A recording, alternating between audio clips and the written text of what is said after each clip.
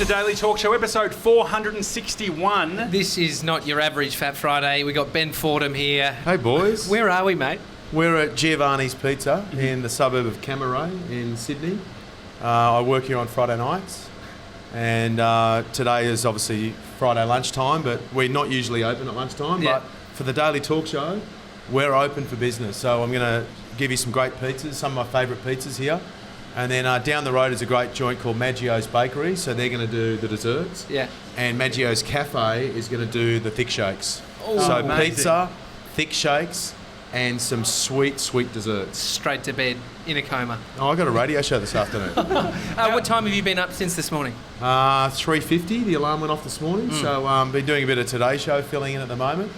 And with Richard Wilkins, who of course has been a guest on the Daily Talk Show. I don't know whether he's already been on or Already's been on. Now I'm just getting the timing right. Yeah, you know? timing it was is on right. Monday. Yeah.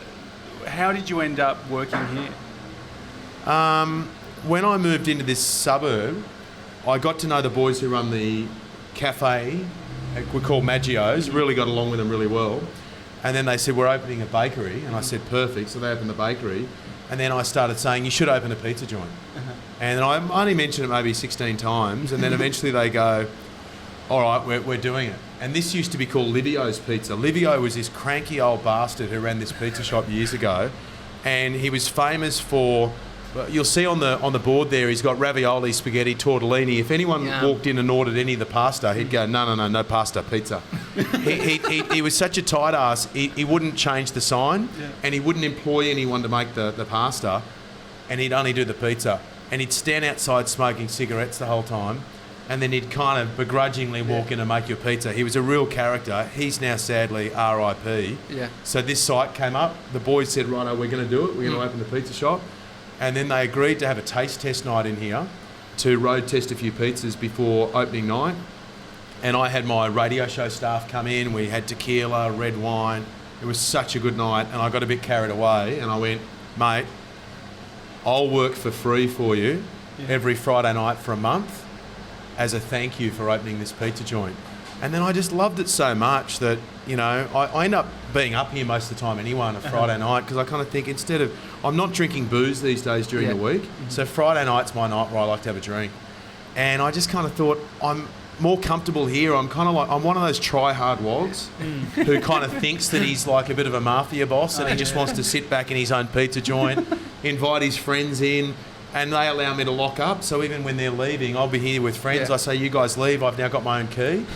So I got my own key to the pizza joint. I can just lock up the joint when we leave, make sure we clean it up so it's nice and clean. So you're basically the new old owner. Like Yeah. I'm the ghost of Livio. Still operating here in the pizza joint. And mate, the funny thing is when I started working here, I remember the first shift I came in, I thought, it'll be a bit of an induction, a bit of a get to know you. I'll learn how to use the cash register. I walked in, it was their first Friday night, and they're getting smashed. There's people everywhere pouring out So I walk in, the tables are covered in dirty plates and everything.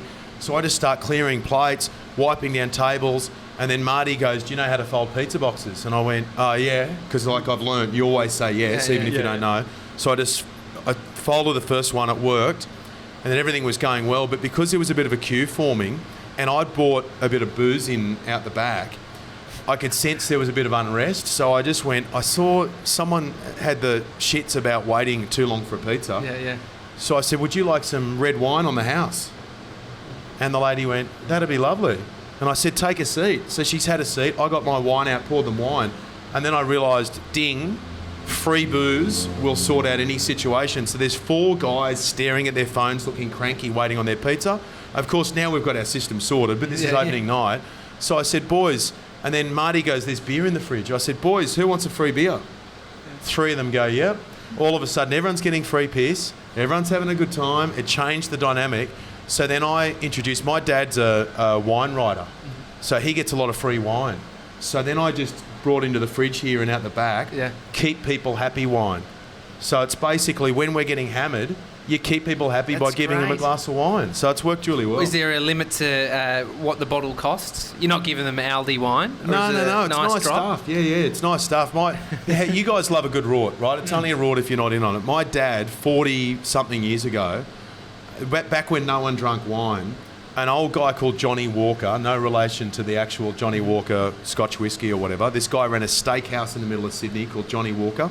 He was the wine critic for the Sunday Telegraph. My dad was drinking beers after work, and this old guy says to him, try wine. And this is back when no one drank wine, right, in Australia. Year was it? Oh, so we're talking, late 60s, 70s.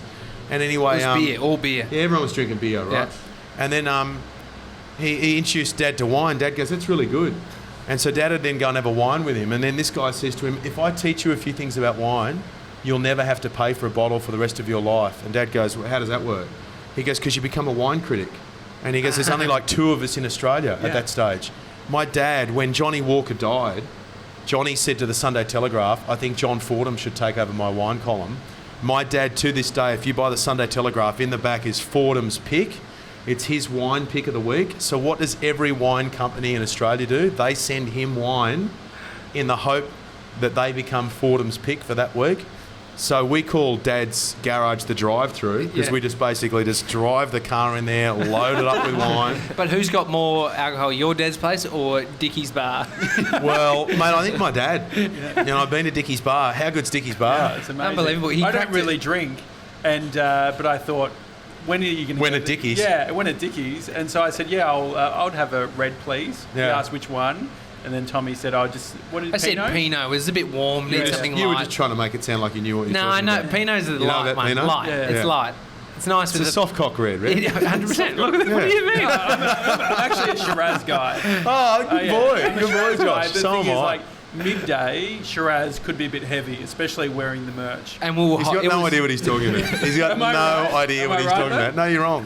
What Shiraz is not... Yeah, Shiraz is kind of Heavier, middle range. darker? Cab Sav is your heavy one. Yeah, it's your winter out the snow. Yeah. But anyway, but look. I don't like the sweetness of like a Sauv Blanc. Yeah, I think my dad's wine column's safe for now. I don't think Josh is going to be taking over Dad's wine column. Anyway, but so Richie- just to the editor of the Sunday Telegraph, this is not your guy when Dad moves on. This is not your man. But he did open up a bottle. Like when I said, oh, yes, please, he did open up a bottle, which I did feel guilty about because how long do you have before that bottle's going to go bad? Is it Oh, safe? Dickie will finish it by 11 a.m. Mate, that's gone. That bottle is finished. That's in the recycling, that bottle. Is there a way to preserve? Because Bree and I have only just started having red wine. And if we don't finish it that night, I reckon... a week later? No, I'd say 3 days, I Yeah. reckon. I reckon 3 But days. then pasta sauce 1 week later would probably be all right. It depends how desperate you are. Yeah. I mean, like anything. How desperate are you? I mean, if there's no food left on Earth and you see Yeah. dog shit there, you'll eat it. Potentially. I mean, that's probably a strange one to raise, but What I'm about- telling you, it depends how desperate you are. With reviewing, so your dad got on early with the wine. What's something that we could... I'm trying to think of trends at the moment that haven't really taken off. I don't want to vape, so I don't want to start reviewing No, vape. that's Hang a on, good is there idea. anything you do that when you... No, we don't have to wait for Wait. I don't want to have to wait for him to die. Well, I've said to Dad, this is true. Okay. I've said to my brother, Nick, I said, listen, one of us is going to have to step in and take over that wine column. Like at some point, Yeah. my dad's 75 Yeah. and he's going strong. He had a bit of a health scare recently and thankfully he's got some good news in the last week. But it's like, someone is going to have to step in and take that thing over because it's a gold mine. Basically, wine is dropped at his house every day of every single week. So he's got a wine barrel outside his house, and it's and the couriers all know you just lift the lid up and you put the wine in there. It's amazing. So is there some form of niche that we could... Because we know Trev Long's got a massive rort with gadgets and stuff. Yeah, and it's getting true. tech stuff. What could ours... Yeah, I don't know. I mean, the food thing's kind of tied up to a degree, but I mean, I'm happy to be an airline reviewer or a hotel reviewer. Yeah, the airlines. How do that's we good. get on? Well, I had an idea years ago, and like most of my ideas, I didn't follow through with it, but I had an idea of how far could you get for free. Yeah. So how far, if you pitched a show Just ask Ash Williams. or a concept, well, that's his whole Sydney, life. Bondi. No, but the difference with Ash Williams is someone else is usually paying for it. Like I've been out with Ash 100 times. I think he's offered. He reached for his wallet once. There's nothing. And then he The said, problem I is forgot it. It's he has not to get here. a guy on Instagram to pay him to then pay you. It's crazy. And but he's I gotta go reckon- in the toilets to piss on his feet. I reckon if you went to airlines and said, look, this is what we're doing. Yeah. We're flying around the world for free. Yeah. We're staying somewhere in hotels for free. it can either be you or it can be your rival. It's totally up to you. Yeah. But we're filming everything, we're showing everything, we're broadcasting everything. We did this the other day. I emailed Singapore Airlines, Qantas, and one other, Emirates, and the subject line was podcasting in first class. Great. And so the concept being podcasting's really taking off. We think we could get some media coverage of us being in an A380 hosting or something. in first class. The Daily Talk Show in first class. Any reply? Singapore Airlines said that they don't have... Because I asked for 4 seats. I don't know if that was too many, but I thought... Well, one, two... Mr. 97, Josh, me and you. Yeah. So I was wondering, who's the 4th? It's me. We actually don't know yet. And so, but they came back and said, logistically it's hard.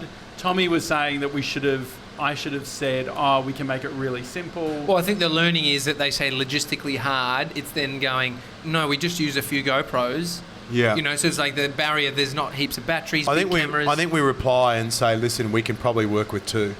Yeah. And you just guys Josh, go. Actually, Mr. 97. I mean, I know, poor guy. but it's a shame for Mr. 97. Is that okay, Mr. 97? Are you going to be okay? It's okay. But if He's going to work his way up. Yeah. So what about if we were to get like a wire? We probably couldn't run wireless. We could run a cable to economy, so we could still be monitoring and everything. Do you know what? Pay for that one. If you're ever lucky enough to travel up the front of the plane, something that I absolutely insist upon doing, because I've spent most of my life flying economy. Yeah. So when you're on someone else's ticket, in other words, Channel 9, someone flying you overseas or something, I always do a loop.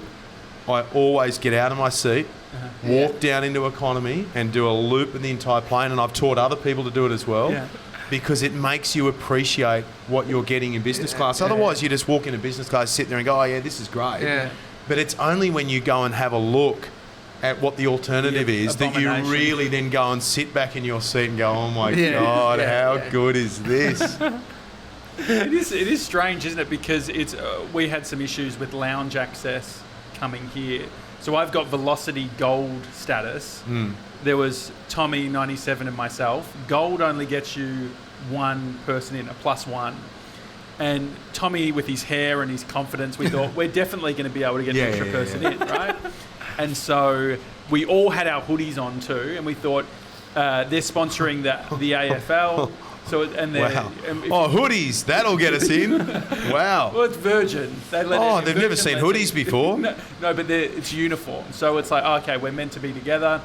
Anyway, they have tightened up so much that we went up and a lady greeted it. Normally, you can even just like put your ticket on and then just go in. Like there's no one even there. A lady came up and she was straight away onto us. Oh, mate, she was a goalie. She was a soccer goalie. Like almost like, hey, where are you going? Yeah. Who are you? Yeah, I love Virgin. I think Virgin. When I was filming Ninja Warrior in Melbourne last year, they booked us Qantas, and look, I don't want to go, playing favourites, but I was like, Virgin have got this thing at Sydney Airport where if you're booked in on business class, then you don't actually have to go through the terminal. Well, you go through the lounge. It's a separate thing. Yeah. So instead of walking in and going through the whole process, it's a separate little thing. And I just explained to Channel 9, they said, well, look, we've got a relationship with Qantas. And I was like, yeah, but I need to go with Virgin because I'm filming radio shows and Ninja Warrior going between Sydney and Melbourne. And if I can take the terminal out of the picture, that's going to be a game changer. So I ended up going with them, and I don't know. I like the lounge just a little bit better, I think. Yeah. Did you you were doing your radio show from Melbourne, so you do Ninja Warrior? Yeah. Oh, it was dark. It was night. You were filming that. It was night time. Yeah, they start filming about 8 o'clock at night through until about 1:32 in the morning, just near the Westgate Bridge. Okay, yeah. That was the backdrop behind there. Is it still there? What do you mean? Is it set up? The Westgate Bridge. No, Westgate Bridge. I mean, it came down once. They built it back up. The set definitely not. I just wanted to try and get Josh. Does he know how TV works, or he's learning? He was asking. We both had some moments with Richard Wilkins where we had a chance to ask a dumb question. Yeah. Mine was sort of a one on globalisation. No, I think all the people, they could sell tickets for people to try and get through that course. Like I would pay good money to try and see Josh, who thinks he would get through 3 stages before he falls off. Well, you know, Ash Williams had to go at the course. I did. It never made air. He was a contestant. It never made it to air. Did you hook that up? I hooked it up. He fell over on the first obstacle, and he doesn't talk about it. But I just want to make it publicly known now that Ash Williams had a crack at the Ninja Warrior course last year, fell on the first obstacle. First of all, he turned up and then he texted me and he goes, "You got any pants?" I said, "What are you talking about?" He goes, "Oh, I just brought shorts and it's freezing. Have you got any?" So I was like, "Oh, yeah, I did a rant." I'm like, I'm trying to host a show here. I'm having to run around trying to borrow. So is there an audience? Tracky pants. Yeah, live audience, the whole thing. He was interviewed by Freddie Flintoff on the sideline, the whole thing. But I think they have about 250 people go through. Not everyone makes it to air, you know. So it's like Ash was one of those ones who, cutting room floor, no good. They don't even have the data anymore. They got rid of it, so he can't access it. Well, he wants to get the footage, of course, to use up in his stand-up routine. So I was given that job as well. He goes, "Bro, can you access the footage?" And you just imagine the people at Channel 9 going, "Mate, what are we doing?"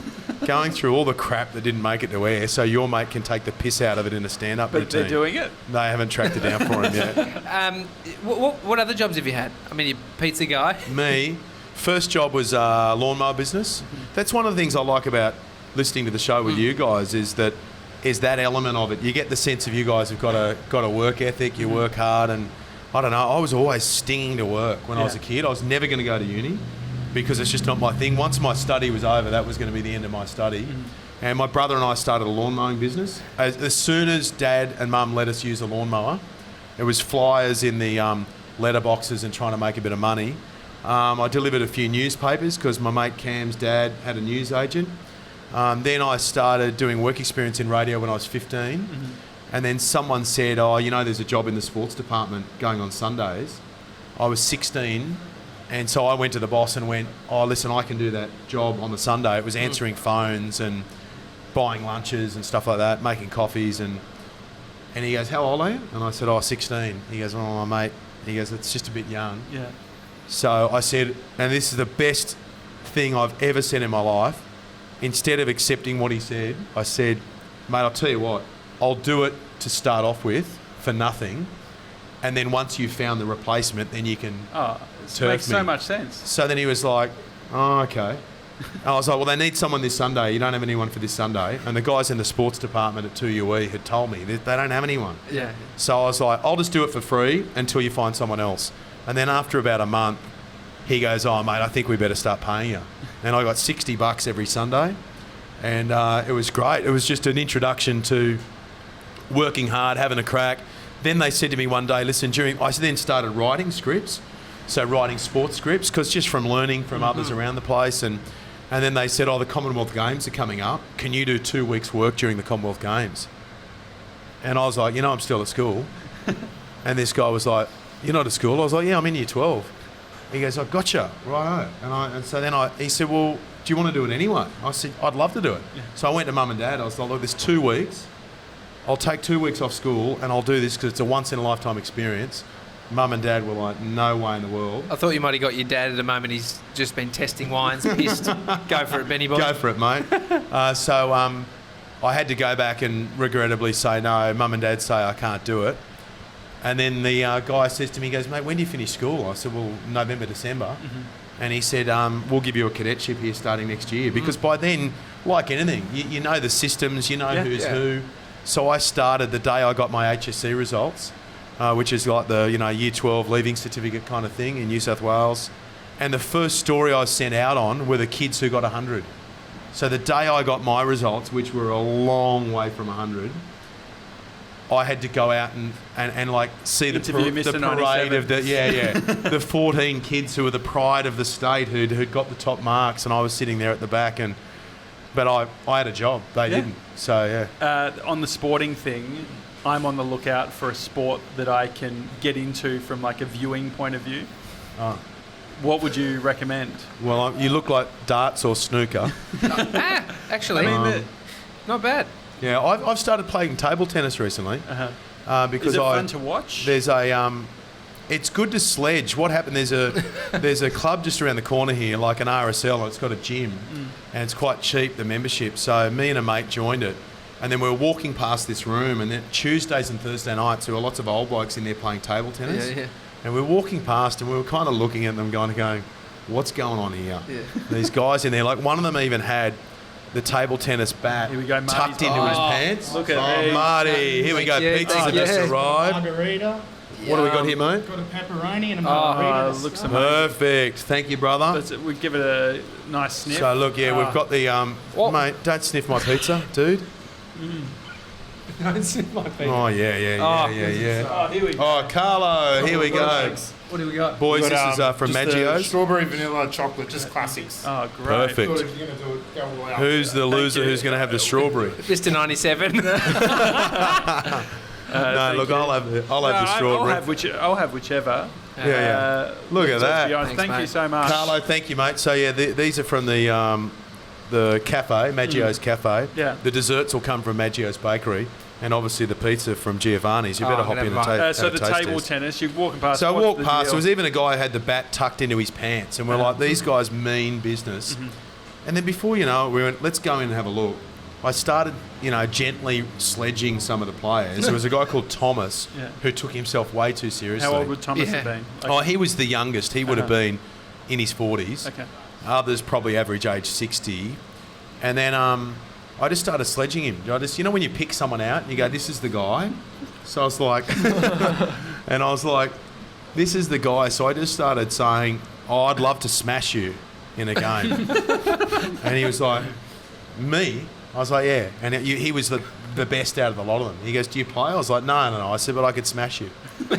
So then, mate, one thing leads to another, like with me joining the pizza shop and working the pizza shop. Next thing, I joined the table tennis club. And me and my mate Ben, whenever we go back, we kind of go and work out down there. We haven't been for a little while, I must admit, during winter, but otherwise we go and do a little bit of a session and then we go and play some table tennis afterwards. And I get smashed by Thomas and everyone else. So come in strong with the confidence, but you can't back it up with the skill. And then it makes it fun. But I like that idea. No, it makes it fun. I've done that many times before. I actually got pulled up by my own team playing netball because we won our first ever game. It was for... at the company I used to work for. And when we won, I had a boombox and I played We Are the Champions. Oh, mate. And I thought it was brilliant. I'm going around. And 4 people from my team pulled me aside and said, that's unsportsmanlike. Yeah, don't do it. They don't realise They didn't get it. It's fun. It was hilarious. We won. I said, it's so funny. Yeah, no, they didn't get it. No, that's just poor sportsmanship. I started Instagramming. I was putting on my Instagram stories just table tennis highlights, And it's interesting the amount of people who were like, hey, mate, I've got to ask you, what's going on with the table tennis? Yeah. But you know what? I like anyone who's into something. When you meet people who've got a passion, and it doesn't matter whether they're collecting bottle tops or they know something about pizzas. Like my panel operator on my radio show, Will, he knows more about pizza and where to get pizzas in different suburbs of Sydney than anyone else I know. He once drove 45 minutes to Cronulla, which is down south of Sydney, to go and grab a certain pizza that was cooked a certain way, wood-fired pizza, a smoked chicken wood-fired pizza. These bases are amazing, by the way. Aren't they good? And he drove it all the way back to me. So I like people, if guys are really into table tennis, I like talking to them about the table tennis and why and what bat they like using and what style they like to play with. It's like, if people are into something... I'm interested in it all of a sudden. So then if your thing is being into these people, it's like, you're curious about stories. What is it about these people that are into something? Because that's what I think Josh doesn't have. He's not into something. He's not obsession. No. Sport-wise. Sports. Yeah, you've got your obsessions. It's just about being people who are obsessed about something. So it's like, I met a bloke recently, Star Wars. There was some significant thing to do with Star Wars. And my radio producer said, we've found this guy and he's like one of the biggest Star Wars collectors in Australia, Star Wars merch and memorabilia. And his whole house is covered in it. That interests me. I'm not into Star Wars, but I'm into the guy who's into Star Wars. And I just like to know, I'm like, mate, are you single? Like, what is your... No, he goes, no. And I'm like, is your girlfriend? And no, she's not really that into it. But every inch of his house is covered in Star Wars stuff. It's like... those are the people, particularly in TV and in radio, they're the people you want to interview. If it's Elvis Presley and you've got the guy who's the Elvis Presley freak who knows everything about Elvis and has covered his whole life and his house and his body and Elvis tattoos, it's like, well, I don't know, there's something special about those people who are obsessed. I know a guy who's got so much memorabilia on his walls of musicians, and he you'd think he knows all these musicians, but Facebook just is littered with different selfies of him and musicians. He goes to airports to find them. Thank you, Marty. He goes to events, waits out. Memorabilia. No, What's to this find one, Marty? celebrities to get photos of. Oh, I think I've seen him. Yeah. What have we got Sausage here, mate? and potato and prawn. Oh, mate. Now, these are my two favourites, right? This is Thank you. the prawn. And Marty, what else is on the prawn? It's just a little bit Bit of of... salsa verde on top. Oh, yum. Truffle oil on the sausage potato. Oh, Yum. With a mate. bit of rosemary. It's so good. These are my two favourites. And so, yeah, if you ever drop into Giovanni's on a Friday night, you'll usually see me tucking your into slice, isn't the it? sausage. Yes. Don't finish my slice of I pizza. haven't eaten I'll it, take but that just slice. wondered. Get out. So what's your thing? Have you got an obsession? No, well, see, I'm a generalist. You've got specialists and you've got generalists. And I think as a journo, I like, you know, I can sit around a dinner table and talk for 2 minutes on any topic. But I don't think I can really talk for an hour on one topic. You know what I mean? Because that's what I don't like getting. I've got a short attention span. I don't like getting too kind of bogged down in any one thing. I mean, there's certain things. I suppose I've got general interests in politics, in radio, in media, but beyond that, no. I'm a generalist as opposed to a specialist. But as a journalist or a radio host, I'm looking for the specialists. So I don't pretend to be the guy who knows. You're the dot everything connector. about. Yeah, I'm the dot connector. Yeah. I'm the person who's standing there going, hang on, who are the people who know the most, who've got the most interesting points of view on these topics, and I'll get them on the radio, and I'll stand there as the traffic cop kind of directing traffic. It feels like you're so different to other talkback. Like, it doesn't feel like you're the quintessential talkback radio host. Do you think that? Well, I don't know. I suppose I think everyone's different. I think they're all different, and I don't think they're all the same. I mean, I don't know. Well, 'cause you only know what to do. You only know to be yourself and to do your thing. And I think if that's the main marker, then you can't go wrong. I think if you try and be something you're not, try and pretend to be an expert on things you're not. Like, you know, there are times when I've had people ring in on the show to talk about certain things, and sometimes I've actually decided not to take the call because I'm like, well, am I really going to be able to shed light on the state of the stock market at the moment? Or are you better off ringing Ross Greenwood's Money News show? You know, like, oh, mind you, if someone's calling in and they want to educate me about something, happy days. But yeah, I don't know. I only know to do what I do. I suppose because I'm on AM radio, but what I discovered when I took over my drive time show, I discovered that on the station I work on, it was number one in every shift apart from drive time. And I didn't know this until I agreed to do the drive shift. And I was like, what do you mean? They said, yeah, we're number one 21 hours a day. And I was like, what about our shift? They were like, no, we're not. And I was like, why does that work? They said, it's kind of always been that way. And then when I looked at it, I was like, people are choosing to tune into music on their way home. Surprise, surprise. People don't want to be loaded with a lot of heavy opinion all the way home when they've just had a whole day in the office. Maybe they wake up and they want that information when they wake up, but when they drive home, I'm a bit like that. When I leave work, I tend to want to listen to music in the car on the way home. So, not that I play a lot of music, but I think what I've done with the content is just blended, lightened it up a little bit, where I still go hard on things that I'm strong and passionate about, but you can still throw in, like our mate Bruno Boucher and his list on the best ice creams and the worst ice creams or chocolate bars. I've got a possum or a rat or something in my roof at the moment. It's been an issue for a couple of weeks. Mate, I can talk about that and the board lights up. Isn't that FM sensibilities though? Do you think that that's like... Well, I don't know. I just think it's human sensibilities. Yeah. It's what people want and what they're interested in. And there are some things, people try and act really smart. Yeah. And like I know with producers, when they first join my show, sometimes they'll pitch stories and I think they're trying to impress me about how intelligent they are. And it's like, well, mate, I already know you're smart. That's why I hired you. yeah. But my big test is, mate, is anyone going to sidle up to anyone tonight at the pub and go, wow, did you hear about that white paper that's been developed by the Insurance Council of Australia about changes that are coming from the ACCC regarding ASIC in 2020? Yeah. No. But someone's going to walk in to the pub and go, mate, did you see that list that idiot did today about ice creams? What a joke that is. It's like... So you can still do the insurance, you can still do the politics, you can still do all the foreign affairs, whatever's going on with Brexit or Donald Trump. as long as you don't kid yourself into thinking that that's all people want. How do you reflect stuff that you might not be that passionate about or even just care about? I tend not to do it. Yeah. You know, like, you don't need to do everything.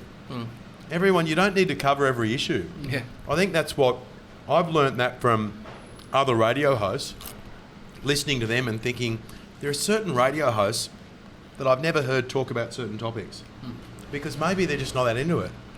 And if you're talking about things that you're into, like that thing before I said about people who have got passions or obsessions or whatever, that comes through. So, you know, play your forehand, lean into your forehand and say, this is my strong shot. These are the things I'm interested in. And then you can always mix that up by going, look, there's something that's popped up that I don't know a hell of a lot about, and all of a sudden I'm interested in it, and I'm going to get a bit of an education about it this afternoon. Yeah. We're not the smartest tools in the shed. I've gathered that, yeah. And one of the things that I only... Sorry, what did you just say? Not the smartest tools in the shed. Yeah, mate, he's struggling. No, that's so beautiful. Because the saying is... the sharpest tools. But we're not the smartest either. That was beautiful. No, mate. Well done, Gronk. Wow. Bit off that.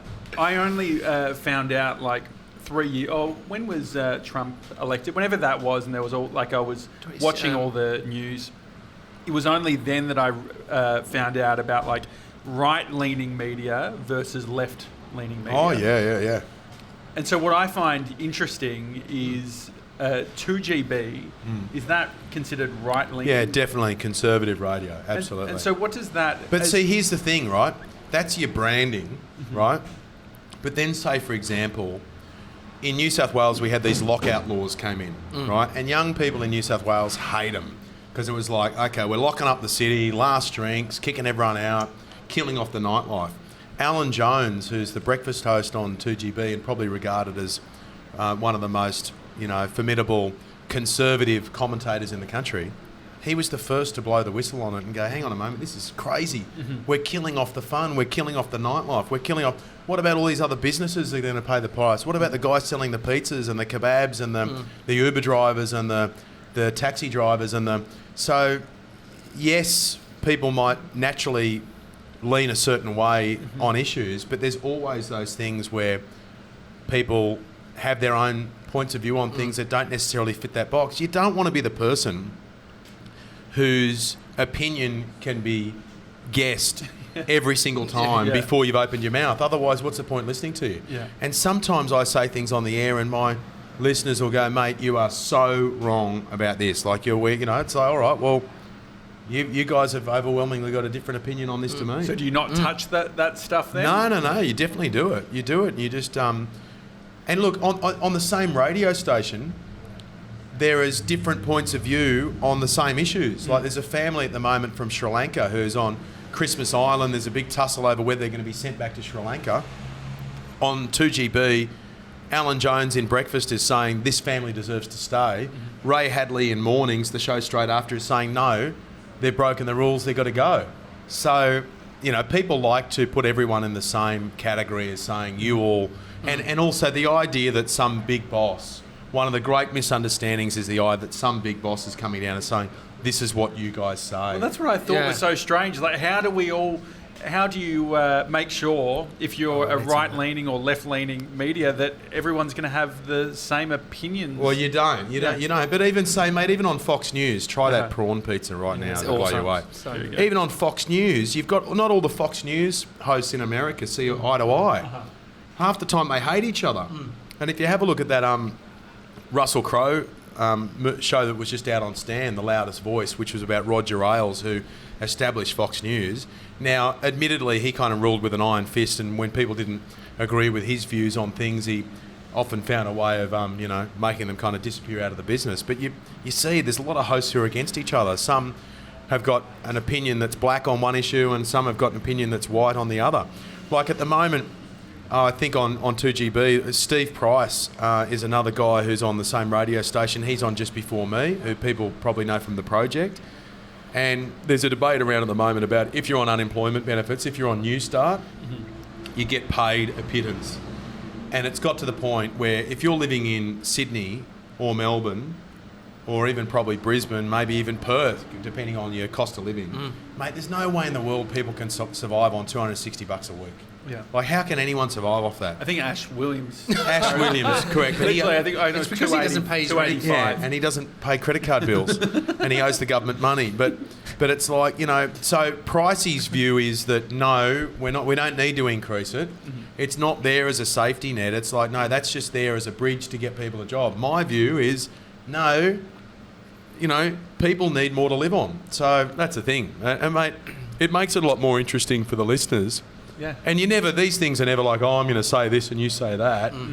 But I'll often hear him say something and I think, well, I've got a different view. And it's not a case of saying he's wrong and I'm right, but it's like, well, this is what I think. And then you let people decide. It's also, you can coexist. You can be in the same building, mate, and walk past each other and be mates. Mate, some of my best mates are people who've got very different opinions to me. And I think there are some people who've said to me, how can you be mates with that bloke?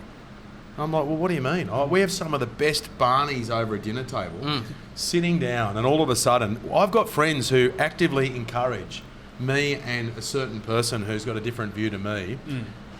They love being there. They go, oh, this will be good tonight. This will be good tonight. And so they throw the grenade in, knowing that I'm going to go head to head with this certain person and we're going to rip each other's heads off. But I still love hanging out with the bloke, still love having a feed with him, having a hit of tennis and whatever else, and so yeah. You said that the station has its brand, which might be more conservative. Who's developed that though? Because brands start from somewhere. It's like the audience.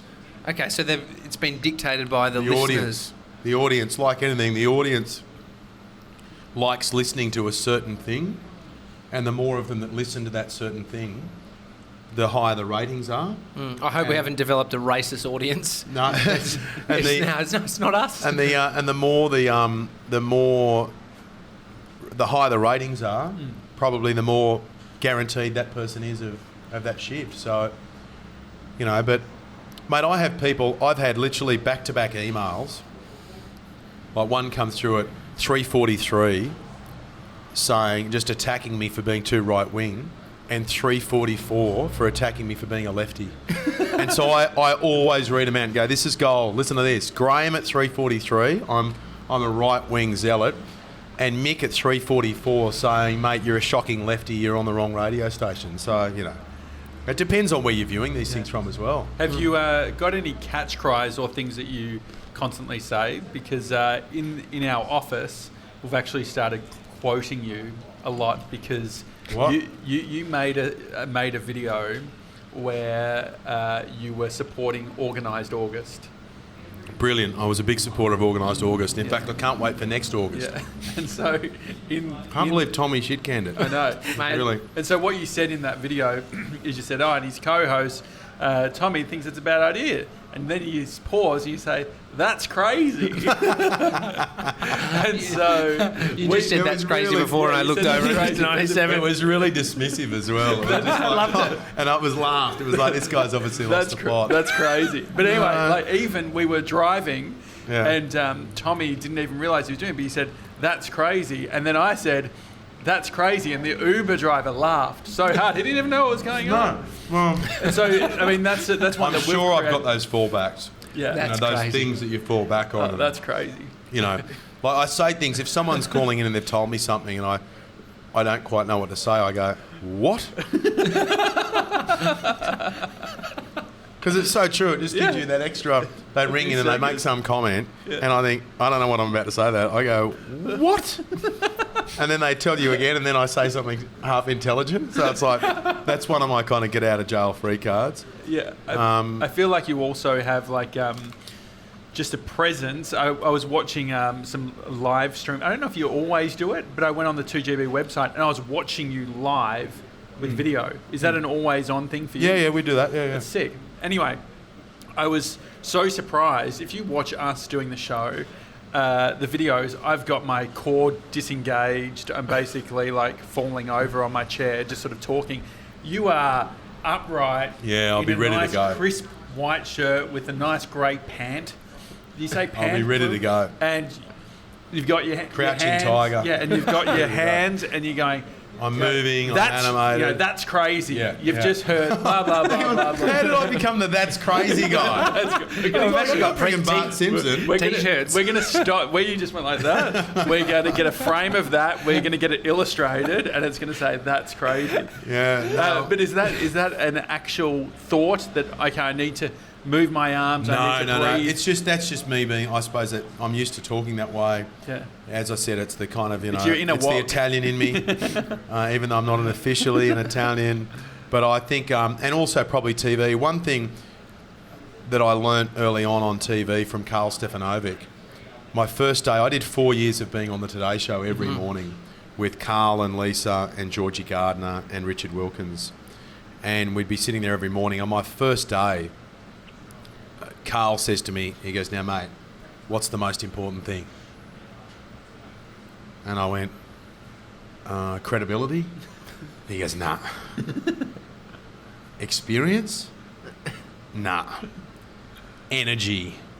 And I went, He was like, "Mate, energy." He goes, "If you can bring energy," he goes, "any shortcomings you have on experience or knowledge or intelligence or anything else will be disguised by that great energy."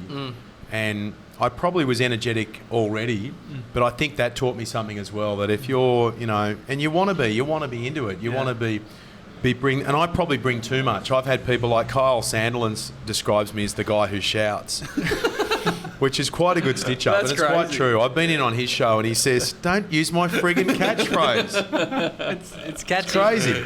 So, Can we get a clean one? he's I'll give you a clean one.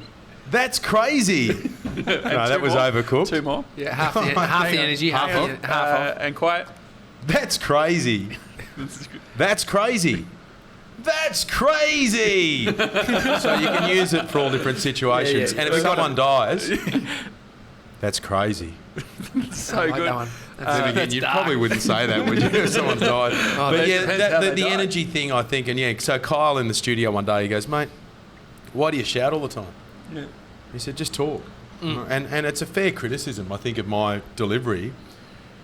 But it's hard because it's just like, that's what I do. Everything seems like, because I listen to the podcast, and what I love is if I'm a little bit anxious, it's not the best thing to listen to because it always feels like there is some breaking news with whatever you're there's talking always something happening. There's always something happening. You want that. You want that. Which and I I've got love some breaking news. Yeah. Breaking news, just while you're talking about that, I want you to try the sausage and potato pizza.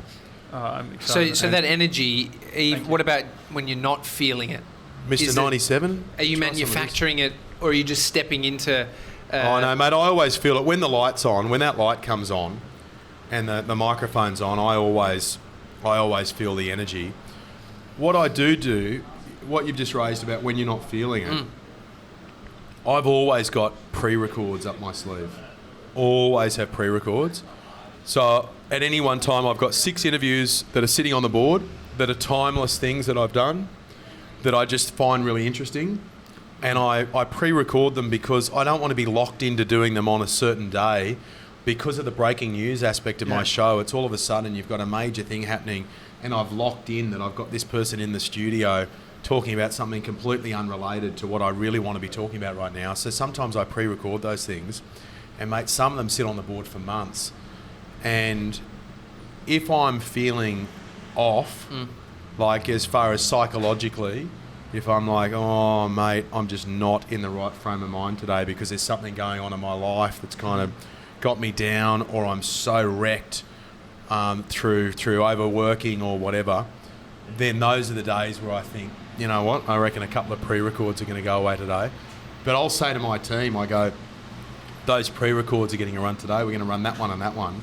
And they always go, "Oh, yeah, we'll see. Because they know once the light's on and once I go, then all of a sudden they go, "Aren't we playing that pre-record?" It's like, no, I'm all good. Because it feeds you. And that's where I have lots of work experience kids who come through my show. When I first started working at 2GB, there was no work experience kind of element to it. You just drop pizza on me. Oh my God. On my pants. On my pants. Don't rub me. Don't rub me. I can. I started a bit of a... as if that was not going to happen. Well, because that's crazy. I brought in the work experience thing, and so I've got great work. I got work experience kids because I was a former work experience kid, and then I've got interns, and then I've got paid interns, and that's how everyone kind of comes through the system. Then they get a job, and then a lot of the time, then when they decide they want to go and work in TV, then I kind of shuffle them off to go and work at Channel 9. So it's a really good kind of system in place, and now I've forgotten what we're even talking about because I'm distracted by the mess on my pants. Josh and I and Mr. 97, we find your generosity unbelievable towards us and your support. Where does that come from? As far as, because it's not just to us. I can see the pizza shop, your mates, you know. Probably from my mum and dad. Mum and dad have always, without me kind of being conscious of it, I've met a lot of people who say to me, say for example, restaurant owners. I go to a restaurant. There's a restaurant called Verde in Darlinghurst, this Italian restaurant, and the guys there, Antonio and Ronnie, I remember them saying to me, "Oh mate, what your dad has done for us." And I go, "What's my dad done for you?" He goes, "Don't you know?" I'm like, "No." And he goes, "Mate, he started organising these lunches here, and then he introduced this guy, Dennis Hanlon, the boss of Sony, who then started coming here. Now Sony have all their functions here, and now and I don't know, like I suppose I like people who have a go. I love people who set things up. So that's when I heard your podcast, and I just love the element of, I love the daily element of it. I love the fact that I don't know, it's just, I enjoy listening to it. I've got this weird thing with podcasts as well, that when I start getting hooked on them, then I want to be on them. And this is really self-centered, but it's like, I want to be involved. Yeah. I like getting involved. If there's something like the pizza shop, I'm like, I love the pizza shop. I want to get involved. So I want to get amongst it. I can just come in here and just enjoy it. Yeah. But also it's about tipping other people into it. So if I find a joint that I like, I then go, right, we're all going. Let's all go. And then the best thing is when you discover the people you've taken to that restaurant, they then go back independently. So when I go back into the restaurant, they go, "Oh, Mr. 97 came in the other day." Yeah. You know, who did he come in with? He's not coming in with me. You know, it's like, oh, he brought some people in from his work. So I don't know, that thing kind of just flows on. And the podcast thing, like, there are some boys at The Sweetest Plum. It's probably the first comedy podcast that I fell in love with. Yeah, awesome. Deck and Nick. And I started listening to them, and I just found them really funny. And and then I heard them bagging a few people, because they bag everyone. In fact, I think they bagged me, which is how I first got onto it. And I was like, what is this thing? And I listened to it, and I was being bagged on it. And then I heard them getting stuck into David and Sonia from Channel 9 one day, David Campbell and Sonia Kruger. Like, they were just, get into it. And they were hammering them over something. So then I thought, so I bumped into David and Sonia, and I said, look, can you record a video message for these guys who have a podcast, these guys I know? I didn't know them. So then I just sent it in. And then that started this thing where all of a sudden they started saying, why is Ben Fordham listening to our podcast? That's crazy. and why is he sending us videos? So, you know, like Con the Fruiterer? Yeah. They were giving so much grief to Con the Fruiterer on the podcast one day, and then I bump into him at Channel 9, so I go, "Oh, Con, hi, mate." I said, "Can you record a video shout out to these guys?" So then the next thing, then I'm listening to the podcast, and it was like, I loved kind of being a disruptor. You know, just kind of getting involved. The Teacher's Pet, which was the big podcast of last year, which was all that big. That? Murder someone. Well, Headley Thomas, allegedly, still before the court. Headley Thomas, who did the podcast as a mate of mine, he called me before episode 1 landed and said, "I want to tell you what I'm doing, and if you believe in it, can you get behind it?" And I said, "Absolutely." So I started talking about it on radio, and then started following up on a lot of the same issues, and he then started incorporating that into the podcast, you know. And like with you guys, I don't know, I think with you guys, I was listening to you guys for ages, and it was only when Organised August came up that you floated this thing, and Tommy just stomped all over it straight away, and I really felt for you. Thank you. Because I just felt like you were being kind of downtrodden and degraded by your dear friend over here, who, as you say, they don't even know they're doing it. You know, they don't know they're doing it. And as you say, he's got the haircut and the confidence and whatever. And that's when I thought, hang on a moment, I'm not going to cop this. I'm getting involved. So that's why I was like, no, I'm backing Organised August, and I want to get Sonia Kruger to back it, and I want to get people. Let's get involved. Let's do it. Do you think is there a risk that one day I do get the hair? And I do get the confidence. And No. I think you're going to be okay. What about Richard Wilkins? He had a haircut just before the podcast. Well, so yeah, he was talking about it, and 97 pointed out, I was a little bit tipsy, but I told Dickie to fuck off because he said... sorry. Sorry. Did I just hear that correctly? That's crazy. I mean, that's crazy. That is crazy. See, I should have saved it for then. Why did I use it earlier? No, but it was... Oh, my God, that's crazy. He was saying that he didn't have great hair. And I just think that it's... I mean, I'm wearing a hat right now because I've got some of the thinnest hair in podcasting. And for him to say that, it's like people who say they're upset because they can't put on weight. And they're saying it to someone who's a little bit chubby. It's not a great thing to hear. And I felt that Richard was... he was complaining about his awesome hair. Yeah. Well, that's a disgrace that he was doing that. I love him, but... Yeah. The generosity... Do you find, because I think people can see it, do you find people coming to try and get a bit of the generosity that you share? Not at all, mate. I do it for... I don't see it as generosity. I see it as, like with Ash Williams, I was listening to the Team Effort, another great podcast, Ed Cavalier and Tony Martin and Ash, and then they kind of rotate the fourth one. In fact, where's the Team Effort podcast happen? I haven't heard one of them in a while, Ed Cavalier. Yeah. But I heard Ash on there saying he was moving to Sydney. And so it's like, so I sent him a note. I didn't know him, but I said, when you come to Sydney, if you want to catch up and I can kind of show you around. And it's more me wanting to be a part of you as opposed to you wanting my help. It's more me kind of listening to it and going, I like the sound of these guys, and if I like something, well, why am I going to kind of want to get involved in that? Yeah. You know what I mean? It's like chasing a girl who you fall in love with. Now, I don't want to get weird on you guys, but it's which like, one are you chasing more, Tommy or me? No, it's a collective. But the hair. I like peroxided blonde hair. So Mr. Nice. Why is he fidgeting nervously over there in the corner all of a sudden? Do you want some pizza, baby? What do you want? You want margarita? Yeah, absolutely. That's a margarita. He's a plain I've got Jane. some dessert coming as well. Oh yes. Hey Marty, what's the dessert?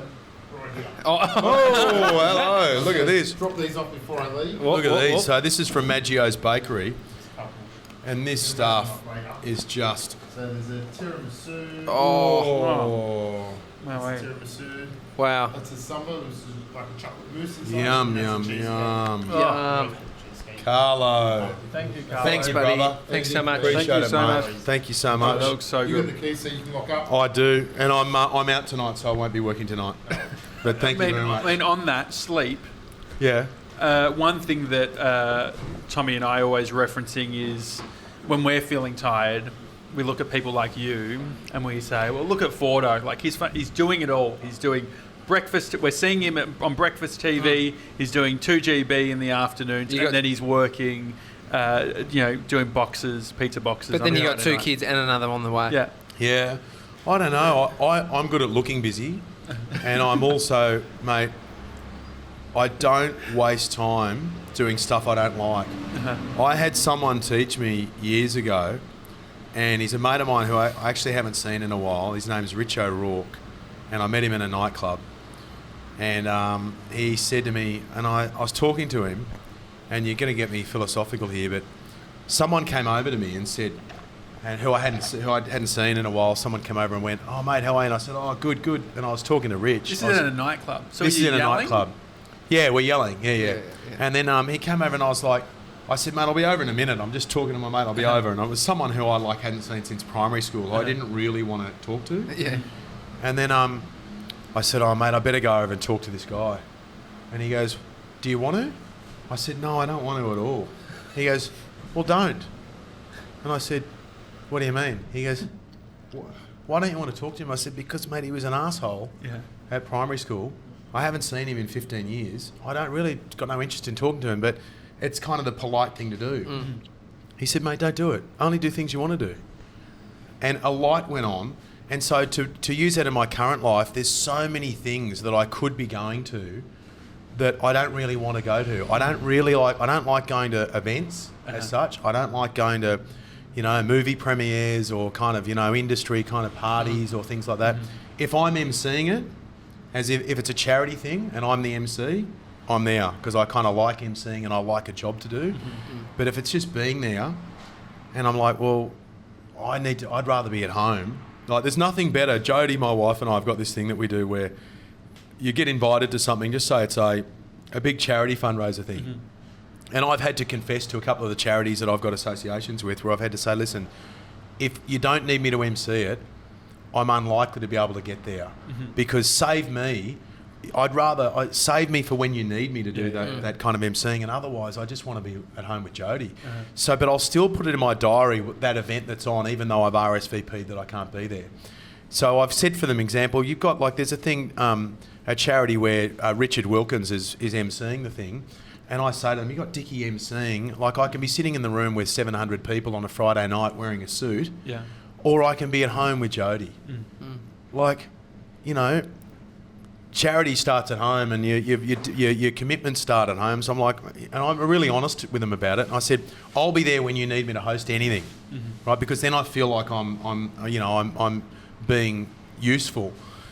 So the best thing is, I'll be sitting there on a Friday night, and I'll say to Jodie, oh, you know where we could be tonight? And I'll look at it, or you see Instagram pictures coming in, and I'm like, of people in a tuxedo on a Saturday night, and you just feel that much better just sitting back into the couch, comfy, having a glass of red wine and just going, you know, like, so I suppose I avoid a lot of that. I use my time wisely in that I get asked to go to a lot of things, and I also offset it, for example, by, I'll say to charities, yesterday I was asked to go and do this thing in November. Mm-hmm. October, November, December, forget about it. What's happening? So as in, I go hard January through to September, October, but then if I get an invite to something that's in October, November, I'm like, no, unless it's a charity that I've got an association with and I need to help, because I know psychologically I'm going to be rooted at the end of the year. I'm not going to want to do that. So the way I help people out is, like, a guy approached me the other day and said, look, we're having this big multicultural event. It's about 45 minutes from here. It's on a Sunday in November. We want you to be there and host it. I said, mate, I can't do that because I just need to be. I'm going to have a newborn baby at home. I said, otherwise I've seen too many blokes who've stuffed things up by taking their eye off the ball in a family sense and a marriage sense. So I was like, but I can't be there. But do you want to come on the radio show to give it a free plug? And he goes, yeah, sure. Yeah. So I suppose I use that as a way too, to kind of, as my way of politely excusing myself from having to go there. So look, I might seem busy, but I could be a lot busier. Yeah. And so what's the plan when the bub comes? Because that's a couple of weeks. I'll have a couple of weeks off. Yeah, a couple of weeks off when the baby comes. And also I'm a big believer in getting a lot of help. So it's like, this girl sent me a thing in the post, this box, and it had chocolates in it and a note, and she said, I don't know you, but from listening to you and watching you, I gather that you would rather spend time with Jodie and Freddie and Pearl than be doing a lot of things that you don't need to be doing. She goes, I've started my own personal concierge business. In fact, this is right up your alley. So I'm like, what's that? And she put chocolates in it as well for the kids. What sort of chocolates? Great question. That is fair, isn't it? Little mini, like, favourites, you know what I mean? Great, general, a bit of a selection of chocolates. That's a really, really good question. So anyway, that's crazy. So I open it up and I'm like, okay, so she's pretty smart. Her name's Amber. Pretty smart. She's thrown some chocolates in for the kids and she knows me well enough. So I meet her for a coffee. And I'm like, she goes, how can I make your life easier? And I said, to be honest with you, my wife wakes up at 3:15 every morning. She's reading the 5 a.m. news on Channel 7. Yeah. When I get home after radio and I see Jodie then cleaning up after dinner, and I then feel guilty, but I don't want to be doing it straight away because I've just got home from work. And I was like, I said, I would love to find like a uni student who lives within 2 streets of our house who wants to just come in on their own flexible time for 1 hour a night just to clean up the house. And she goes, I'll find the person for you. So she does the advertising, she does the interviewing. The next thing she discovers a girl called Francesca, who's a law student, lives in the street next to ours. Francesca just gets a key to the house. She comes in whenever she wants. I pay her for 1 hour a night. And I say to her, if you're done in half an hour, you're done in half an hour, you can kind of go. Any night that you don't want to be there because you've got a dinner you've got to go to or whatever, that's fine. You don't have to be there every night. I put the cash on the fridge at the start of the week. And she comes in Sunday night, Monday night, Tuesday night, Wednesday night, Thursday night, which means Monday, Tuesday, Wednesday, Thursday, Friday, when we wake up in the morning, the house looks absolutely perfect. Just like the kids' toys are off the ground, the plates are cleaned up, the washing's put away, all those kind of things. So I've kind of been a big believer. I've got kids working for me. Like, I've got 2 boys. I've got boys in the street who work for me. A boy called Max comes to our house every weekend to hose the lawn and to empty the skimmer box. And I did a deal with him up front. I had a 2-year contract with Zach and Ash across the road, written, right, all written up. And they go, what about if we're away? I said, you're away, you find someone to fill the spot. Yeah. And they said, do we have to pay whoever fills in what you're paying us? I said, whatever your arrangements are, up to you. These guys are like 8 and 10. Now, they then, at the end of we did a 12-month contract. We then rolled it over into the next year. And at the end of last year, I said, do you want to go around again? Because it was like getting negotiation time. Yeah. And they said, yeah. And I said, you don't sound that keen. And they went, no, young kids, fair enough. I said, all right, it's no worries. I said, Max down the road wants to do it. And Jasper up the road wants to do it. So there's plenty of other kids who want to do it. So anyway, so I then do a deal with Max. And the way I do it, I do cash up front. So I pay for the whole year in February. So the kids are looking at this cash going, holy shit, So I go, but you're there every weekend. You do 5 minutes hosing at the front, 5 minutes hosing at the back. Do you think there's a risk in giving them the cash up front? There is a risk. Several people have said to me that's crazy, but I like that. I didn't even realise I did that. Honestly, it's just now slipping out. But I like that element. I like that, it's a good trust element to go, I've got faith in you. But maybe there's something, because even when we get paid up front... I wouldn't continue this sentence. No, I mean, just edits and stuff get 10% harder, because it's like, if you wait until on delivery you get the final payment, it's then you're working towards it. Yeah, so I know. Potentially on like a quarterly... I kind of like being the, as I told you, the mafia boss around the suburb who the kids were like, oh, look at this cash that he gave. And that's right, they owe me. So then, anyway, the boys then came back. This was the best thing. This was the best thing. Zachy and Ash came back across. They'd had to think about it. Yeah. And they were like, what are we doing? This is crazy. So they came back, knocked on the door. I do say it a lot. And then they go, oh, we've had a rethink. No, we do want to do it. And you've already spoken to I said, what? You do want to do it? I said, oh, boys, that's a shame. I get out my text messages and I go, I just locked in Max 15 minutes ago. You snooze, you lose. So I was like, I'll find some other jobs for you. So, I don't like getting in my own attic, right? Yeah. Because it's like, you kind of, if you're an adult, you got to crouch over. Yeah. Kids, they can stand up. It's fun. So when it's fun. And kids love getting in the attic. So I'm like, there's $20. Spend an hour cleaning up the attic. Go up there and clean stuff up, and like. How many kids you got on the payroll? Oh mate, there's been some weekends, I kid you not, where I've added up that I've paid 6 kids in one weekend, including when our second child was born, Pearl, and this is on my Instagram somewhere.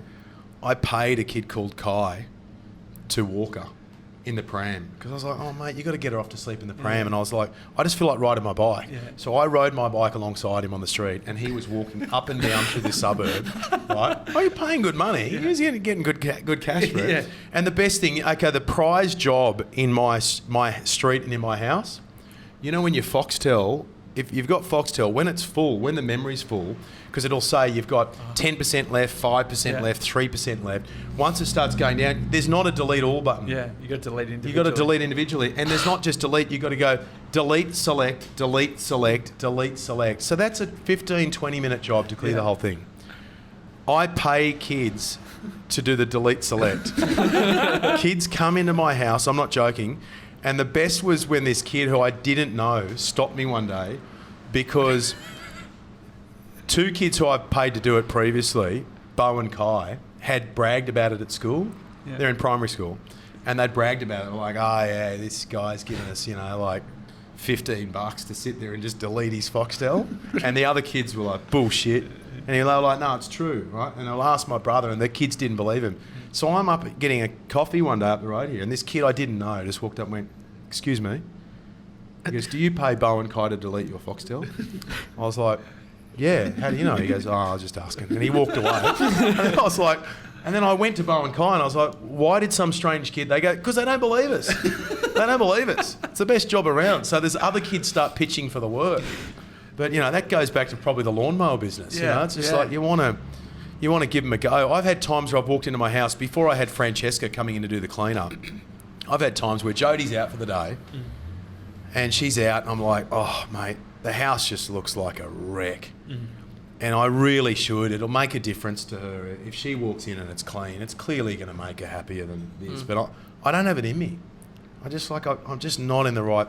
So I walk outside on the street and I like just have a bit of a look around because I know all the kids and I'm like, hey, Bo, come in. I said, you want some money? He goes, yep. Clean up everything off the floor of this house. I was like, anything that's on the floor, get it off the floor, put the shoes in that cupboard, put the toys in the toy room, blah, blah, blah. And I just like, there you go. It's bam. It all just happens. I mean, my biggest problem is I would have to invoice because I don't have cash. I'd have to pay by card. Mate, what about this one? Here's a good one. You know when you got all your coins? So I've got like jars of coins around the house. What are you going to do with those jars of coins, right? I'm like, I don't want to deal with that. I'm sure I can deal with it, but... So Zachy across the road. I go, Zachy, he was deleting the Foxtel at the time. No joke, deleting the Foxtel at the time. And I said, how you going, mate? What are you up to? And he's like, down at 14%, so he's finishing it off. I said, what are you doing after this? He said, I don't know, why? I said, mate, come over here. Jody's like, what are you doing? And I was like, and I just get all these coins. I was like, mate, listen, you're going to take all these coins. You're going to go and find out, take them to the bank or wherever you've got to take it to. I want it converted into cash, and you keep 20%. Now, he went straight up to North's Leagues, which is like the local club where you go up there, and because they've got poker machines and things like that, they've got a machine there, right? So he just went and I didn't realise it was that easy. Otherwise, I would have done it myself. He just went and poured them all in there. I think it was something like $250 worth of coins, and he's just walked away, delivered 200 to Jody, and walked away with 50 and just gone, oh. And Jody was like, that was quick. He goes, oh yeah, it was just... there's a machine there. You just pour it into the machine. Because I was like, mate, you're going to have to go to the bank. You'll have to get your mum and dad to take you to the bank. Obviously, there's bank hours. You'll have to coordinate it with school. There's no rush. You can do it during your school holidays. He was back an hour later just going, there's your 200. I've got 50. What about your kids? How do you parent them? In a similar way? No, not so much on the cash front just yet. But there'll be a time and place for that. Look, mate, I don't really have an approach with it. I do know this, for any future dads out there, I did not read one book.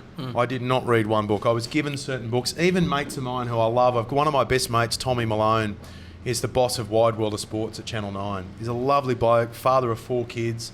One of his little girls, Nancy, is my goddaughter, so I love him. And he gave me one book. He goes, mate, a lot of people are going to tell you to read a lot of books. He goes, they're all bullshit. Just read this one. I didn't read it. I didn't read it. I was like, mate.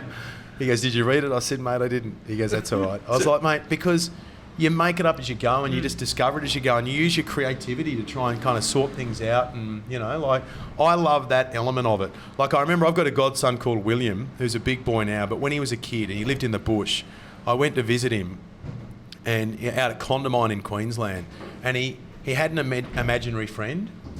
And he was like, and I'm trying to think of his imaginary friend's name. I think it was Freddie Ding Dong. So it was like everything was, I'll check with Freddie Ding Dong and I'll talk to Freddie Ding Dong and Freddie Ding Dong will come and do it. And I was like, so I started talking about Freddie Ding Dong as well. I was like, hey, Will, and he would have been like 2 or 3. I was like, grab Freddie Ding Dong and we'll go out on the trampoline. And my mate pulled me aside. He goes, hey, mate, he goes, can you drop off the Freddie Ding Dong stuff? He goes, because we're trying to erase it. Like, I was like, it's just an imaginary friend. He goes, yeah, I know, but he just never stops talking about Freddie Ding Dong. So he goes, if you can just try and just don't talk, let him talk about it, but just try and. I said, yeah, okay. I said, so what? You don't want him to talk about Freddie Ding Dong anymore? He goes, well, mate, just over it. I was like, okay. So I like that thing of going, how do I kill off an imaginary friend? It's a challenge. I'm supposed to be on holidays.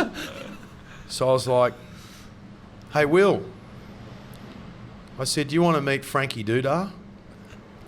He goes, who's Frankie Doodah? I said, he's my mate. I said, he's out the back. Do you want to meet him?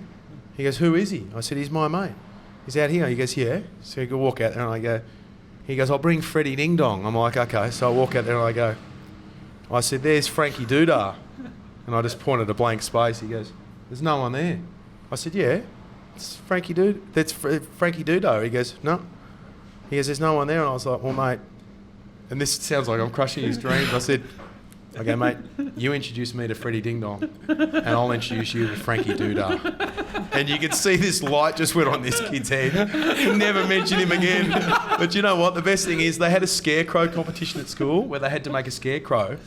And then when they had to give it a name. They were like, what are we going to call it? The parents, the night before, what are we going to call it? And he was like, Frankie Doodah. So my imaginary friend ended up being a scarecrow. There you go. Have you ever thought about doing comedy? Stand up? Mate, I went to a, what do you call it when people just jump up? Open mic. I went to one in King's Cross when I would have been about 18. I saw people jump up there and I absolutely loved it. I admired them so much for being able to do that. I thought to myself, I want to do that one day. But it just scares the living daylights out of me. And then Dan Illick asked me recently, he was doing an Irrational Fear podcast about press freedom. And because I'd been threatened with a police raid at one point, he went, mate, you'd be perfect to come along to this. I got Ash Williams to help me a little bit. I said, I've got my idea for my you had to do a 5-minute spiel. He goes, it doesn't have to be funny, but it'd help if it was. I was like, okay, so it's going to be funny. I thought, I'm going to take this seriously. I prepared more for that than my own radio show. And I went and had 2 coffees with Ash. And I said, this is what I'm thinking. He goes, yeah, it's good. But he just tweaked it a little bit. He goes, get into that sooner. And he goes, maybe throw away comment about that. Like he kind of workshopped a little bit for me. And I didn't invite people along. I had 2 mates of mine from work, Zach and Jake, who both said, we'll come. Do you mean work as in 2GB? 2GB, or the kids great. The road? Yeah, no, not the kids from the street. But Jake Lyle and Zach McLean, they were like, mate, are you really doing this? I was like, yeah, and they're great blokes. And I was like, oh, and they said, do you want a bit of support? And I actually needed, as part of the gag I was doing, I needed someone to bid on something. So I was like, I need someone to start the bidding. So I was like, okay, you boys come along. But I deliberately didn't invite anyone else because I thought if this tanks, I just didn't want anyone to be there, even though it was being recorded. And there were going to be, a few hundred people there. And it went well. And I was like, and I know it went well because I just happened that way that I was like, but I honestly think it was probably because I thought, I couldn't, mate. If I had just stood up there and thought, I'll just try and be funny, good luck. Forget about it. But I put a bit of thought into it and, But I don't know. I admire anyone who does that because I just find it frightening. So what's the filter of life? Like all of these things, Hamish Blake talks about creating experiences. Is that something that you really think about? Or creating memories, I think, is more specifically. Are you constantly thinking about experiences and memories in life? Oh, what I've done in recent times, and this comes under the Dan Illick thing of standing up and attempting to be funny for 5 minutes in front of people. I made a rule a few years ago that if I'm asked to do something that scares me, I say yes. And previously I hadn't done that. And the time it changed was actually being asked to host Ninja Warrior, because Ninja Warrior was not a show that I would ever have thought about hosting or auditioned to host or anything like that. I literally got a call one day from a girl called Karen McCart at Channel 9, and Kaz calls and says, hey, they want you to come in for a meeting. And I said, who's they? She goes, the boss is upstairs. And I was like, what about? She goes, oh, I can't tell you. And I was like, oh, mate, this is obviously the phone call. Yeah. So I was like, hey, listen, Karen, and I didn't know her. I was like, listen, just tell me what it is. I swear to God, I will not tell anyone you've told me. I need to know what it is. She goes, oh, righto, it's about Ninja Warrior. What's Ninja Warrior? I'd never heard of it. She goes, it's a TV show. She goes, don't say that when you come in. So I Google it. And I'm like looking at videos. I'm like, what do they want me to go on it? She goes, no, you dickhead. They want you to host it. Anyway, so I go and have the meeting. I remember saying to Jodie later on, I went, this isn't me. I'm a news guy. I'm news and current affairs and cover a bit of sport and whatever. I'm not like hosting a TV show of people jumping through obstacle courses and whatever. But I said to Jodie, I think I need to say yes because it scares me a little bit. And also, imagine if some other prick does it and it's a massive hit. And sure enough, it went nuts. And after that, then Fitzy and Whippo said to me, can you come and do a rap on radio? Once again, doing a rap on radio. Oh, mate. And I was like, yes. Dan Illick called. Mate, can you do a thing? And I was like, mate, I said, give me some time to think about it. I said, but the answer's going to be yes. He said, so it's yes? I said, it's not yes now, but the answer is going to be yes. Because I just trained myself to go, out of your comfort zone, say yes. I think your energy is so contagious. We were talking with Jace Hawkins the other day from Jason PJ. And in Melbourne you have a bunch of us who are constantly fanboying and fangirling. I'm trying to hijack Melbourne a little bit, I think. Well, the Jason PJ funny, I just stumbled upon their videos on Instagram. And I was like, geez, these guys are funny. Yeah. These guys are really good. And I loved that conversation you had with Jace. I love the detail you went into about... That's one of the things I like about your podcast. When you get into the detail on things, I warned Dickie about that ahead of Dickie's chat with you. I went, mate, these are not guys who are just going to be going, so what have been your highlights? Yeah. You know, who's the most interesting person? We'll ask the chocolate bars. We do ask about that. Yeah, that. you want to know. I'm like, I like that about it. And I love the Jace thing, but I listened to Jason. I started watching Jason PJ on Instagram, and I started just commenting under their posts because I just thought these guys are funny. And I then spoke to someone at KISS in Sydney in management who I know. I called him. I was like, mate, I don't even know him that well, but I know him. I've got his number. So I just called him. I went, mate, what's the go with Jason PJ? He goes, why? I said, mate, I reckon they're hilarious. I reckon they are awesome. I haven't listened to them because I live in Sydney. I now have since then, but I was like, just based on what I see, I reckon there's something going on there big time. Yeah. And he said to me, and I'm probably speaking out of school here, he goes, mate, I'm so glad you said that. He goes, because I went to New Zealand and convinced them to come to Australia, and not everyone was on board with the idea because they were like, what do you mean? And la la la. And he goes, mate, I see them as the future in a major way. So I don't know. I really like. And then so I've been filling in on the Today Show. It's funny the way things work out. And PJ's got a fight against Taylor Harris. Yeah.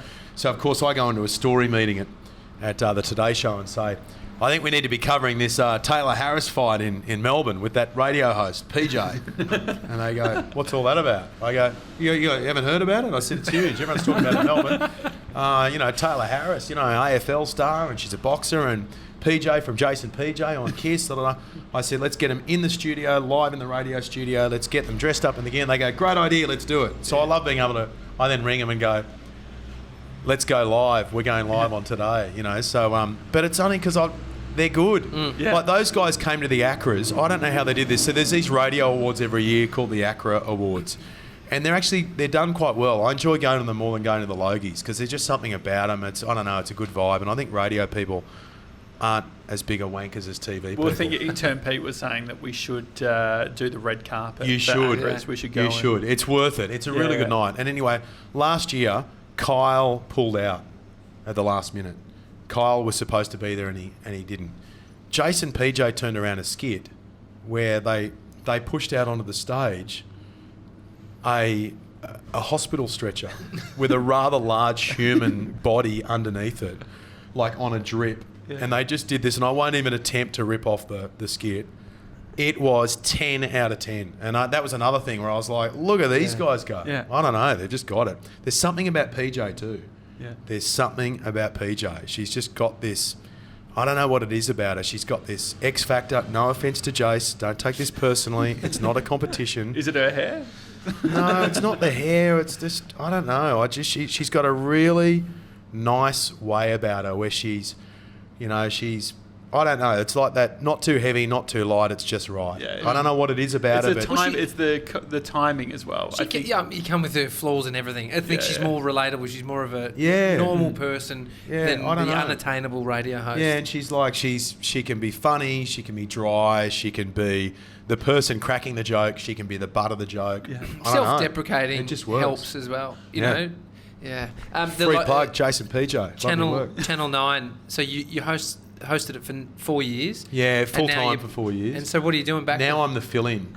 So basically, one of the fill-ins. When I got off doing the Today Show every morning, I went to how good's good bosses out there. David Gingell, who was the boss of Channel 9, who's married to Layla McKinnon, who people would know on Channel 9.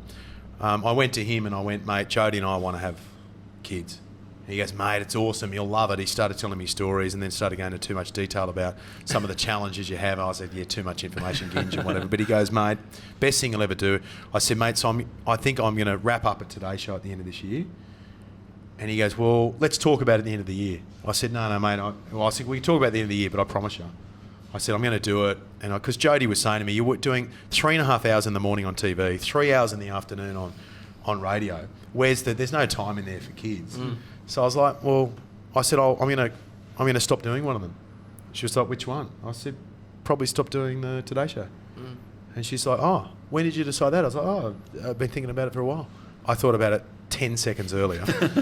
And then when I went and saw the boss, when it came to the crunch and I said, he goes, well, what do you want to do? I said, well, mate, I've been here for like 15 years or something at Channel 9. If you want to use that money in another way, I totally get it. You can spend it somewhere else and I'll go and have a crack at something else. I said, but I'm always going to have an association with a TV network. So he goes, mate, you're not going anywhere else. He goes, you're a lifer. You're at Channel 9 for life. And when he said that, it was a real, I was like, really? He goes, yeah, mate. He goes, you're a lifer. You're going nowhere. So... Nowhere in a positive way. Yeah. Thanks for the clarification. That you're going nowhere. So he was like, what do you want to do? How often do you want to work? I said, mate, probably a day a week. Yeah. He goes, all right. So I thought he'll probably cut my salary. He'll probably, cut it accordingly. I think he knocked about 25% off it. I was expecting that he'd slash 75%. Yeah. And he said, mate, you've given us, how long have you been here? 15 years or something? He goes, mate, you've worked your ass off for us. He goes, mate, I'm not going to dud someone like you. He goes, you've got a long future. I want you around here. I don't want you anywhere else. So Hugh Marks is now the boss of Channel 9. He did a similar thing with me when my last contract was up. I said, mate, I've now got a couple of young kids. I want certainty. I want 5 years. He goes, mate, I've never done a 5-year contract before. I said, well, life's all about new experiences. Let's do 5 years. So I signed 5 years with 2GB and 5 years with Channel 9. And the deal I've got with them is when you need me, I'm there. But I'm not there every morning because, mate, I get to go to the cafe in the morning with Pearl and Freddie and now another baby coming on the way. And the best time to hang out with kids is in the morning. Like in the afternoon, they start to kind of, that's when... ratty. Oh, they get the ratty. That's when I'm on the radio show, right? They're doing the radio show, home in time to kiss them before they go to bed and whatever. And, mate, the one thing people never tell you about being a dad or a parent... People will tell you it's rewarding and people will tell you all these different things. It's the best thing. It's nothing like having your own kids and whatever. Or how hard it is. All of these dickheads tell you about how hard it is the whole time. And it can be hard. The one thing no one tells you about is how funny it is. It's one of the funniest things you will ever do in your entire life. You picture the funniest person you know and just imagine they're 10 times cuter. And that's a like kid. A little Ash Williams. That's a kid. It's the funniest person you know, but they're tiny and they're cute. And that's it. Like the stuff that they come out with and just that's the best. I just love the banter with my kids and Freddie, my oldest, is like a really well-behaved little kid. I can say to him, mate, this is the way it's working, and he gets it. Yeah. Pearl is just like, forget about it. I'm like, because I've got a thing. I go, do you want consequences? That's like me talking tough. I go, you don't want consequences, do you? Freddie goes, no way, no consequences. Pearl goes, yeah, consequences. And I go, no, consequences are bad. Yeah, consequences. More.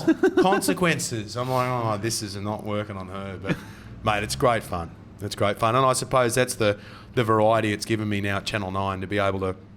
There's not many companies out there these days, maybe there are, who are respectful enough of you as an individual. And I've also said to some of my bosses, I go, mate, I've seen too many blokes stuff it up. Like, you know what I mean? Like, I don't want to get a divorce. I don't want to have, like, nothing wrong with that, but I don't want to, that's not for me. When I popped the question to Jodie and she said yes, I said, I need to warn you something.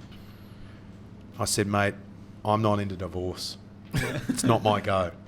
I was like, that's just not my thing. You need to know if we're going to do this, it's on and it's not... That's it. Did she know about the NutriBullet at that time? No, she didn't know about the early morning use of the NutriBullet, but it was like, and I'm not perfect. I'm not saying I'm the perfect husband, and Jodie will testify to that. I'm always learning along the way. And the great thing about Jodie, I'm getting a little bit, like it's love song dedications here with Richard Mercer. This is good. But it's like when I was living in Redfern, I was living next door to a bunch of very creative blokes. Kirk Docker, who created You Can't Ask That on the ABC, best show on the ABC. Lewis Hobber, who does Drive Time on Triple J.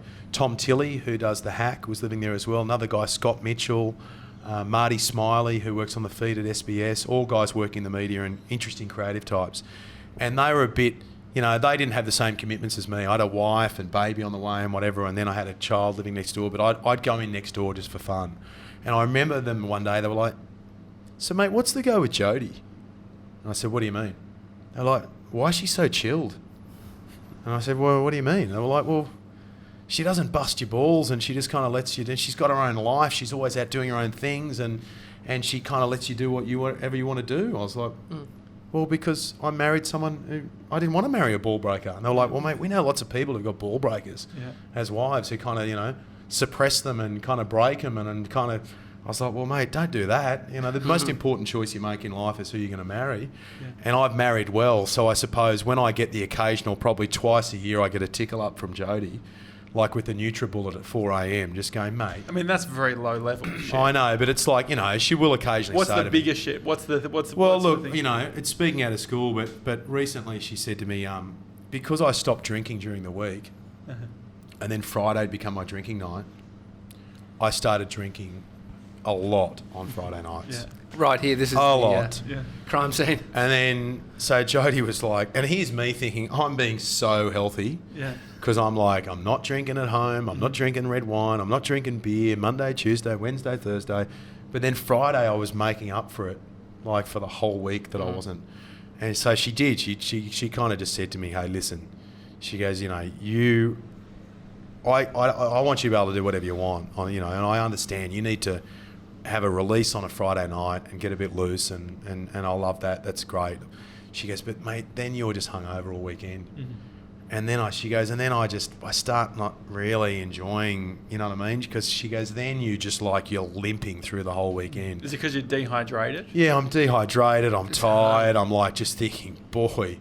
Like you kind of... There's kids everywhere doing chores for you. Yeah, that's the thing. And I know. That's why I'm getting everyone else to do all the stuff I'm supposed to do. So, and it was one of those things where it's like, mate, if you're lucky enough to have a great wife like I do, you've got to be prepared to... And also someone who's not going to nitpick about the friggin' pizza you're ordering. Yeah.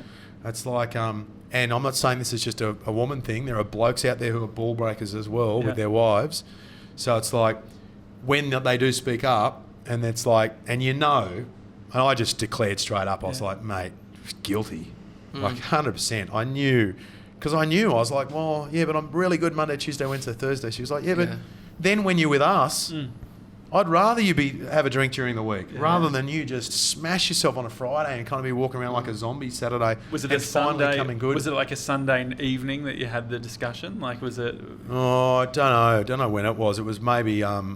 Yeah, but I remember we went to the spare room for the conversation. So it was like, And here's another interesting thing too. Like, I've just told you that story, which is a deeply personal thing, that how's Jodie going to react when she listens to this and knows that I've told this? She'll probably just understand it because she knows it's just me being me. But there's another element to that as well. When you work on radio or on TV and you got 3 hours to talk every afternoon and you find yourself telling stories about, Jodie had a crack at me because I used a NutriBullet and whatever, and Jodie will kind of go, I don't want to be content. Yeah. I'm like, oh, no, you're my wife and I love you and it's good content. That's all. I'm trying to be honest. I'm being honest about, living and learning and mate, I don't want to stuff things up to a degree where... And mate, there's nothing worse when the person you love, when people you love are disappointed in you, mate, it's the worst. And it hurts personally the most because if it was some rando, it was like, but when your wife tells you, mate, and it's like, if they're angry with me, not as bad. But they're disappointed in you. It's like with your mum and dad, it's like, that disappointment. And it's like, oh, mate, I don't want that. I love hearing the 5-year locked in. It in my mind would give me a lot of comfort to be present, whereas I think a lot of young people, creatives coming up, no clear future for making money to support themselves, even for their career, because they're just going, how can I get up? Well, one thing I've become big on recently, and I say this to a lot of the young people who work around me, people are moving too quickly these days in their careers. We've become, like back in the old day, it'd be like job for life. You did your job and that was your job for life. Well, Richard's a perfect example of that. But now it's gone to the other extreme where now it's like, no, you chop and change and you do a new job every 2 years. But what happens is, like I know from my own experience in media, people get to 28 and they've had 6 different jobs and then they go, and then they're out. And then they go, I'm going to go and then they're out of the business. And I've seen a lot of young people who I've really loved working with who've ended up being chewed up and spat out at a really young age. So now I encourage people, I go, mate, like you're a long time working.